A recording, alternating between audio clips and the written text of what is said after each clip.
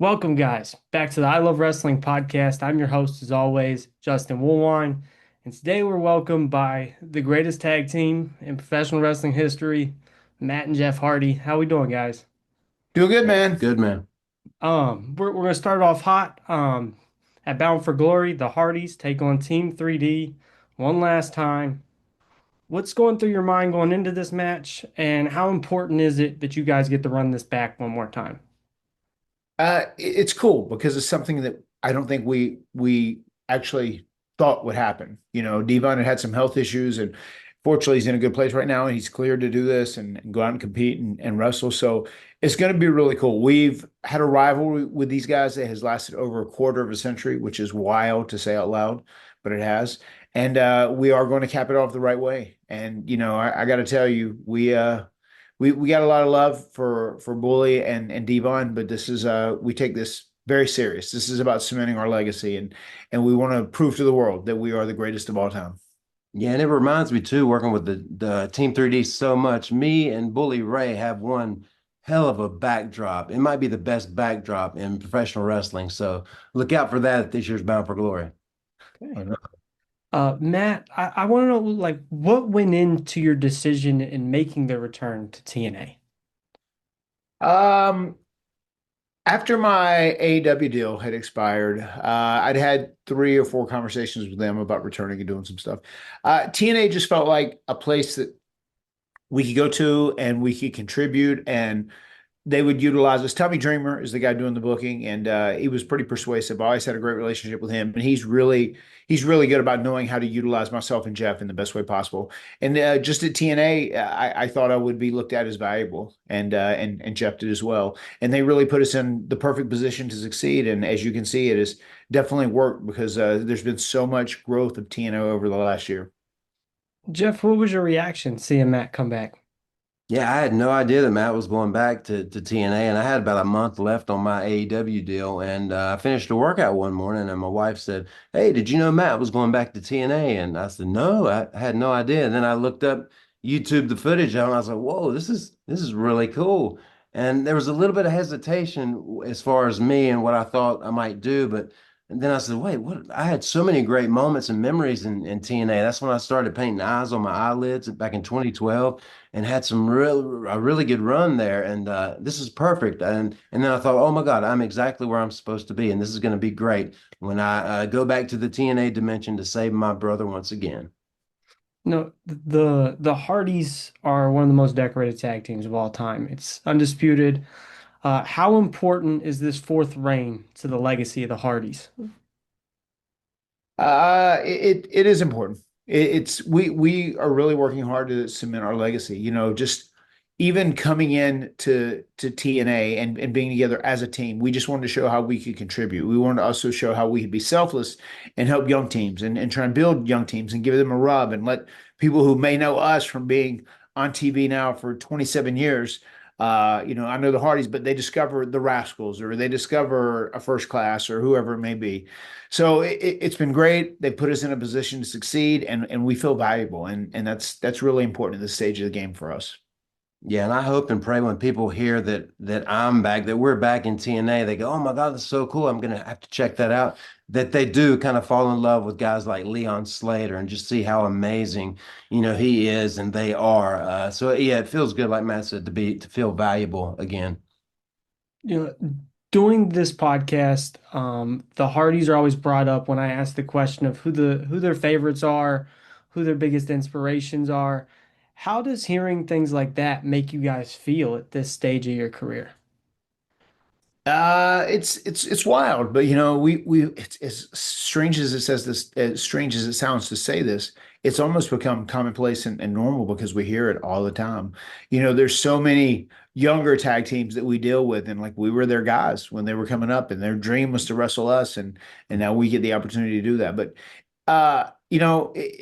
we really don't think of ourselves, I think, in that way as like this huge inspiration, these huge motivators. We still feel internally like we're 21 and 18 and we're just two kids living our passion, and we just want to rock and roll and do this as long as we can, especially because we're enjoying it so much. Yeah, and as a pro wrestling fan, I mean, I still get so excited about dreaming this stuff up in my heart and my mind, and then bringing it to life in a TNA ring in front of a live audience, like that cable ladder spot we did at Slammiversary. I'd wanted to do that since maybe TLC 2, and then Tommy Dreamer and TNA made that happen. There's so many more that I would like to bring to life as well. So it's very exciting to be back in TNA and be a part of its evolution. You guys are also big advocates for the You Are More community, a group passionate about mental health awareness. Uh, what's it been like for you guys to connect with them and help raise awareness for such an important cause? Oh, I love it, man. I've wore that shirt, the You Are Enough or More Than Enough shirt so many times. I've even wrote songs, especially about recovery and because I'm so I know that feeling all too well about feeling like I'm not enough. So it's yeah, every time I can talk to somebody about that and just let them know that we are the same and we're going through it together. It helps me, helping others. I mean, it is very important. It's done by the Mendez boys, who we love seeing whenever Yes. they're around, a couple brothers from the Chicago area. It's important. I mean, everybody goes through those struggles. Everybody questions themselves, and just sometimes being able to talk to someone and feeling like they can confide in you and they can talk to you, just it can change their life, And we're very blessed and very grateful that we have the platform that we have had for all these years wrestling. There's so many people that can hear our stories and they can take motivation and they can be inspired from them too. Absolutely. As brothers, something like I have two, three brothers myself, and I've always dreamt of the moments that could happen if we ever decided to wrestle. What's your favorite moment together that you've had inside of a TNA ring?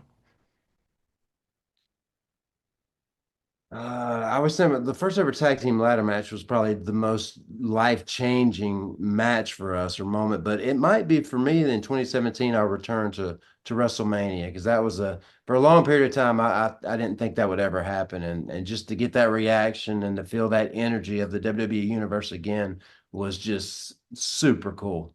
I think as far as in a TNA ring, I think it could be Full Metal Mayhem reimagined when we won the titles because we felt like we had something to prove there, after leaving AEW and we, once again, we don't feel like we got the opportunities we should have got right at the very, especially towards the end. And we just wanted to prove to ourselves that we were still very valuable. And I think that match proved how much value we had. The whole resurgence of TNA and the partnership with WWE and everything else. I mean, TNA's got a lot of great things going on right now. So it's cool to be an integral part of that. That was a huge one for me as well because after in my personal life almost burning everything down in 2022 and ending everything to win the titles again and to in TNA and to have that moment that feeling with my brother was like okay I've rebuilt again not to burn it down so that was a great feeling as well. You guys got to work in the Impact version of TNA, even the original version of TNA. Right. What is the biggest differences now as compared to them working for TNA now, bringing back the name, things like that? What's the biggest differences for you guys? I mean, I just think right now, we went through that period where there was like a TNA LOL period for a while where people didn't take it serious, where it had issues, whatever. And TNA went through some struggles, especially after we'd left and returned to WWE. But I mean, now people are very excited for TNA to come to their town, and it's like cool. They're the cool kid again, and it's kind of the cycle of life in some ways. You have your ups, you have your peaks, and you have your valleys, and it's very cool that we're in a peak right now with TNA. It's like the cool ticket in town. So if it's coming to your town, people want to be there. What do you guys think together that you have to achieve before you guys call it quits? I meditate and I manifest a lot. As pro wrestlers, we manifest in their future all the time. But I kind of manifest these days. And over a year ago, if not 2 years ago, I kind of was meditating and manifesting the thought of us showing up in NXT. And sure enough, that eventually happened. And definitely for me, it's to be the NXT champions is on my list of things to accomplish. That would be a cool goal for sure. I mean, I think once again we're very serious and very passionate about wanting to cement our legacy. It's like being one of the greatest tag teams, if not the greatest tag team of all time, and just and prove that we deserve that title to all the fans out there. Have you guys thought about what's next? Like whenever you guys wrap up the boots and put the face paint away, like what's next? Is it producing or agenting or even coaching, things like that? I would imagine that's the stuff that lies in my future. I think I'm a lifer when it comes to it. Jeff may not be the same. I don't know because I mean he's a rock star and he goes out there and does his thing, but he's very passionate about his music too. I'm sure that's something he wants to continue to pursue as well.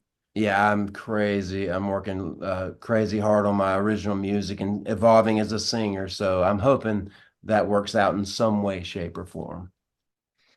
So at the start of the show, I kicked it off by just letting you know how I feel. You guys are the greatest tag team of all Thank time. you. Thank you. Um, I gotta ask, who do you guys think deserve to be on the tag team Mount Rushmore? I would probably say us, Dudley's, Road Warriors, and I would say Arn Anderson and Tully Blanchard, Okay. Brainbusters. Oh, wow. Or I could maybe even pop the Freebirds in there too, as opposed to the Brainbusters. I'll go with us, Tully and Arn and the Road Warriors. I'll roll with that. Okay. Guys, I just want to say thank you once again. This was an absolute honor. I wish you guys the best of luck at Bound for Thank Glory, you. and I'm Thank looking forward to seeing what's next. Thank Yeah, you, man. thanks for having us, man. I want to tell you too, man. We love Bully Ray. We love Devon with all of our heart. We built a career with those guys, and but at Bound for Glory, we Yeah. have to do something. We're also gonna love making them fade away and classify themselves as obsolete. Obsolete. At Bound for Glory, it shall be the final deletion of the Dudleys.